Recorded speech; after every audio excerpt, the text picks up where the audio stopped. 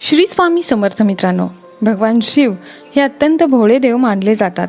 म्हणूनच त्यांना भोळा शंकर असंही म्हणतात. ज्या घरामध्ये भगवान शंकराची पूजा अगदी नित्य नियमानुसार केली जाते तेथे शुभ आणि समृद्धी वास करते. महादेवाच्या कृपेने त्या घरामध्ये सदैव सुख समृद्धी नांदत असते अशी मान्यता आहे. भगवान शिव लवकर प्रसन्न होतात. भगवान शिवाच्या भोळ्या स्वभावामुळे भक्ताला ते सदैव सुखी ठेवतात.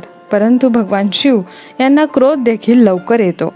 त्यामुळे भगवान शिवाच्या पूजेमध्ये चुका करणे टाळले पाहिजे. म्हणून भगवान शिवाच्या पूजेचे विशेष नियम कोणते आहेत ते आज आपण जाणून घेणार आहोत. तसेच या नियमांचे पालन करून पूजा केली तर निश्चितच आपल्याला पूजा केल्याचे पूर्ण फळ मिळते आणि भगवान शिवाचा अखंड आशीर्वाद आपल्याला मिळतो. आपल्याला अकाल मृत्यू कधीही येणार नाही आणि तुमच्यावर येणारी सर्व संकट भगवान शिव स्वतः निरसन करतील. व्हिडिओमध्ये पुढे जाण्याआधी माझी तुम्हाला विनंती आहे की तुम्ही जर चॅनलवर नवीन असाल तर चॅनलला सबस्क्राईब करा. शंकराच्या साधकाच्या जीवनात कधीही विस्मरण, दुःख, दुर्दैव येत नाही. आपल्या आयुष्यात जर आपण एखाद्या समस्येला तोंड देत असू तर भगवान शंकरासारखा दुसरा पर्याय असू शकत नाही. भक्ताने महादेवाची आरती करणे, कथा वाचणे आवश्यक आहे. त्याचबरोबर महादेवाच्या मंत्राचा जप करावा. तुम्ही भगवान शंकराच्या अनेक मंत्रांचा जप करू शकता. शिवपंचाक्षर मंत्र, महामृत्युंजय मंत्र, ओम नमः शिवाय या मंत्रांचा तुम्ही जप करू शकता. या मंत्रांचा जप केल्याने तुम्हाला केवळ तुमच्या आतच नाही तर तुमच्या सभोवतालीही आनंद वाटतो. सनातन परंपरेत जरी शंकराची उपासना अगदी साधी सोपी मानली गेली आहे, कारण भगवान शंकर हे आपल्या भक्तांच्या सर्व इच्छा फक्त पाणी आणि काही पाणी अर्पण करून पूर्ण करू शकता. पण त्यांच्या पूजेशी संबंधित काही विशेष नियम आहेत. प्रत्येक शिवभक्ताने हे नियम पाळले पाहिजेत. सोमवारची पूजा अशी करावी. सोमवार हा भगवान शंकराला समर्पित आहे. या दिवशी ब्रह्ममुहूर्तावर म्हणजेच लवकर उठून स्नान करावे आणि शिवमंदिरात जावे. भोलेनाथाला दूध आणि पाण्याने अभिषेक करावा. यानंतर देवी पार्वती आणि नंदीलाही गंगाजल आणि दूध अर्पण करावे. भगवान शंकर यांना भांग, धोत्रा, बेलपत्र इत्यादी अर्पण करावे. तूप आणि साखरेपासून बनवलेली एखादी वस्तू भगवान शंकराला प्रसाद म्हणून अर्पण करावी.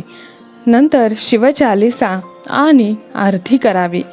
असं म्हटलं जातं की या दिवशी जर पती पत्नीने दोघांनीही एकत्र पूजा करावी, यामुळे वैवाहिक जीवन आनंदी राहते. त्यांना उत्तम वैवाहिक सौख्य लाभते. तुम्ही भगवान शंकराचे भक्त असाल तर तुम्ही त्यांची पूजा करताना दिशेची विशेष काळजी घ्यावी. भगवान शंकराची मूर्ती किंवा चित्र कुठेही कोणत्याही दिशेला लावू नका, तर ते घराच्या ईशान्य दिशेलाच असले पाहिजे. पूजेचे स्थान बनवा आणि पवित्रतेने ठेवा. दररोज त्याची पूजा करा. नेहमी लक्षात ठेवा की शिवलिंग हे साधनेसाठी आहे, तुमच्या घराची शोभा वाढवण्यासाठी नाही. त्यामुळे शिवपिंडीचे निमुळते टोक हे उत्तरेकडेच असावे. शिवपूजामध्ये कधीही हळदी कुंकवाचा वापर करू नये. भगवान शिवाला भस्म आवडते, म्हणून भगवान शिवाच्या शिवपिंडीवर नेहमी भस्म लावावे. जर तुम्ही या नियमांकडे दुर्लक्ष केले तर तुम्ही पुण्याऐवजी पापात सहभागी होऊ शकता. त्यामुळे शिवभक्ताने हे सर्व नियम पाळणे अत्यंत गरजेचं आहे. घराच्या अशा कोपऱ्यात शिवलिंग कधीही ठेवू नका जिथे तुम्ही पूजा आणि दर्शन क्वचितच शक्य असते. आणि त्याचप्रमाणे एकदा शिवलिंगाची पूजा जिथे स्थापित केली की ती पुन्हा त्याची जागा बदलायची चूक देखील करू नका. महादेवाचा आशीर्वाद मिळवण्यासाठी नेहमी रुद्राक्षाच्या माळेने जप करा, कारण रुद्राक्षाच्या माळेवर जप केल्यावर त्याचा अनन्य प्रतीने आपल्याला पुण्य मिळतं. रुद्राक्षाची उत्पत्ती भगवान शंकराच्या अश्रूंपासून झाली आहे. परंतु हे लक्षात ठेवा की तुम्ही ज्या माळेने भगवान शंकराचा महामंत्र जपता ती माला कधीही तुमच्या गळ्यामध्ये धारण करू नका. जमिनीवर बसून महादेवाची साधना कधीही करू नये. त्यांच्या पूजेत श्रद्धा, शुद्ध मुद्रा असावी. शक्य असल्यास त्याच आसनावर बसून शिवाची पूजा करावी. पूजेत नेहमी स्वतःची मुद्रा वापरावी. दुसऱ्याच्या आसनावर बसून पूजा करू नये आणि दुसऱ्याच्या हाराने शिवमंत्राचा जप देखील करू नये. तुम्ही जर संपूर्ण महिना भक्तिभावाने घालवू शकत नसला तरी केवळ श्रावण सोमवारी भगवान शिवाची पूजा केल्याने भगवान शिवाला देखील आनंद होतो असं म्हटलं जातं. म्हणून बरेच जण आपण या दिवशी उपवास करावा आणि शिवपूजेमध्ये मनापासून मग्न व्हावे. भगवान शिवाला प्रिय असलेले बेलपत्र, शमीपत्र अर्पण करण्याचाही नियम आहे. बेलपत्र हे नेहमी स्वच्छ असावे, त्याला कुठेही छिद्र नसावे. छिद्र असलेले बेलपत्र शिवपिंडीवर अर्पण करू नये. जर तुमच्याकडे कमी बेलपत्र असतील तर तुम्ही जेवढे बेलपत्र आहेत तेवढेच अर्पण करावे.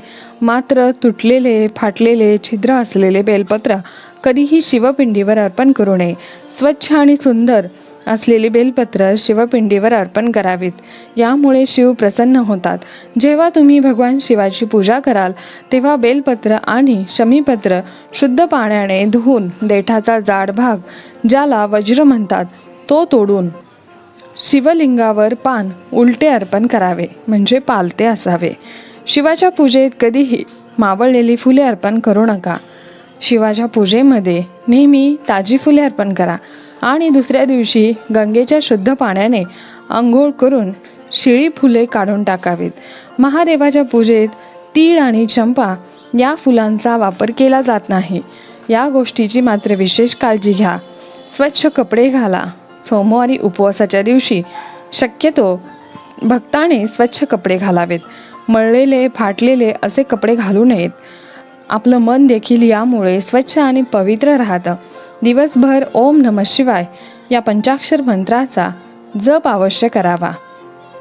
पूजाच्या साहित्यामध्ये आणि तुम्ही या साहित्याचा समावेश पूजेमध्ये करू शकता. शिवलिंग किंवा मूर्तीची स्थापना करावी. त्यावर पंचामृत, गंगाजल, दूध, दही, तूप, मध आणि साखरेचा अभिषेक करावा. बेलपत्र, धतुरा, पांढरे फूल, राख, चंदन, अक्षदा, फळे आणि मिठाई अर्पण करावी. ओम नमः शिवाय मंत्राचा 108 वेळा जप करा. यासोबत तुम्ही शिवचालिसा पठण करू शकता. रुद्राष्टक आणि महामृत्युंजय मंत्र देखील पाठ करू शकता. उपवास पाळणे, दिवसातून एकदाच खाणे, फळांचे आहार घेणे तसेच पूर्ण उपवास करणे. दिवसभर शिवभक्ती बाळगा. सत्य बोला, संयमी राहा. मांस आणि मद्यपान करू नका. यामुळे आपल्यामध्ये नकारात्मकता प्रवेश करते. संध्याकाळी दिवा लावा, आरती करा, श्रावण सोमवारची कथा वाचा किंवा ऐका. शक्यतो सोमवारच्या दिवशी पांढरे कपडे घाला आणि मनापासून पूजा करा. पूजास्थळावर किंवा शिवलिंगावर, मूर्तीवर पंचामृत आणि अभिषेक करताना या गोष्टी तुम्ही अर्पण करू शकता. बेलपत्र, धतुरा, पांढरी फुले हे अर्पण करताना तुम्ही ओम नमः शिवाय मंत्राचा 108 वेळा जप करू शकता. उपवास सोडताना संध्याकाळची पूजा आणि आरतीनंतरच उपवास सोडावा. हलका आहार घ्यावा, म्हणजे खिचडी किंवा उपमा घ्यावा. बरेच भक्त उपवास सोडताना न बोलण्याचा देखील संकल्प करतात. शिवलीला अमृत ग्रंथातील 11वा अध्याय संध्याकाळी वाचा. यामुळे संपूर्ण शिवलीला अमृत वाचल्याचे फळ मिळते. नंतर भगवान शिवाची आरती करा. कथा, श्रवण, पारण संध्याकाळच्या पूजानंतरच जेवण करावे.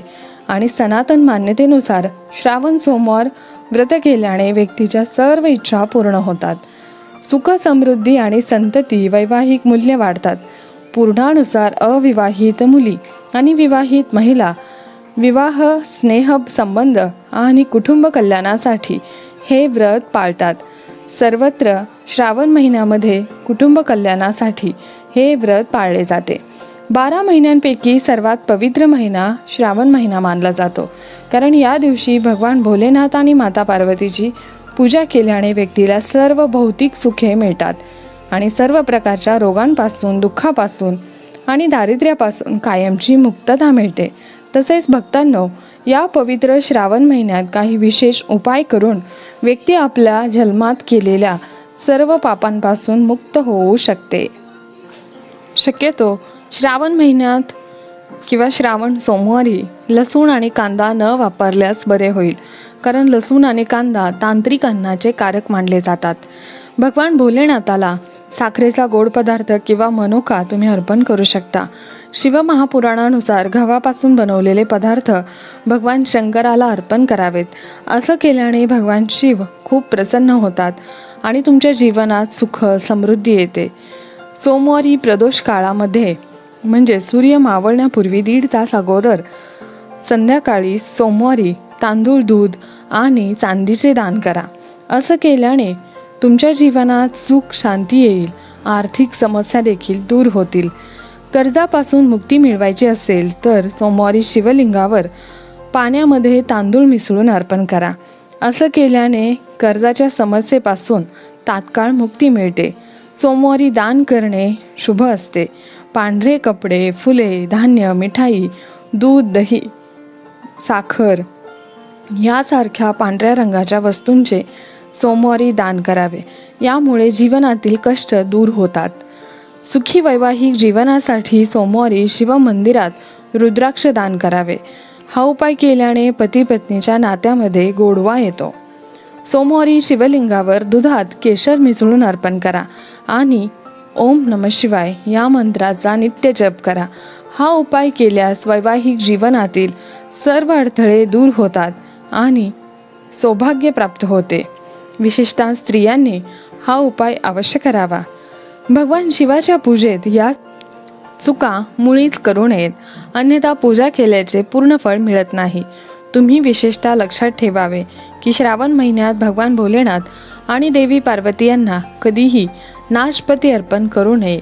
यामुळे भगवान शंकर खूप क्रोधित होतात आणि यामुळे संपत्तीचा नाश होतो. कारण या फळाचं आणि वनस्पती नावच नाशपती आहे. कधीही काळी कपडे परिधान करून भगवान शिवाची पूजा करू नये. यामुळे भगवान शिव अत्यंत क्रोधित होतात आणि आपल्याला वाईट परिस्थितीचा सामना करावा लागू शकतो. काळा रंग वर्ज्य करावा. शक्यतो पूजा करताना आणि सोमवारच्या दिवशी देखील काळा रंग परिधान करू नये. शंख आणि तुळशी याशिवाय भगवान विष्णूंची पूजा अपूर्ण मानली जाते. त्या पवित्र शंख आणि तुळशीचा उपयोग भगवान शिवाच्या पूजेमध्ये मात्र चुकून सुद्धा करू नका. कारण शिवपूजेत या दोन्ही गोष्टी निषिद्ध मानल्या गेल्या आहेत. भोलेनाथांना प्रसन्न करायचे असेल तर सोमवारी व्रत अवश्य ठेवा. सोमवारी व्रत केल्याने मनोकामना पूर्ण होतात आणि आपली प्रलंबित कामं पूर्ण होतात. जर तुम्ही कडक उपवास ठेवू शकत नसाल तर तुम्ही फक्त दिवसातून एकदाच फळे खाऊ शकत असाल तर तसे करा. मीठ नसलेले अन्न देखील खाऊ शकता, परंतु उपवास अवश्य करा. हा माहितीपूर्ण व्हिडिओ तुम्हाला आवडला असेल तर या व्हिडिओला एक लाईक नक्की करा. चॅनलला सबस्क्राईब करा आणि कमेंट बॉक्समध्ये श्री स्वामी समर्थ हर हर महादेव लिहायला विसरू नका. संपूर्ण व्हिडिओ पाहिल्याबद्दल मनापासून धन्यवाद. श्री स्वामी समर्थ. जय जय स्वामी समर्थ. हर हर महादेव. या व्हिडिओला जास्तीत जास्त लोकांना शेअर करायला विसरू नका. त्यांनाही याचा फायदा होईल.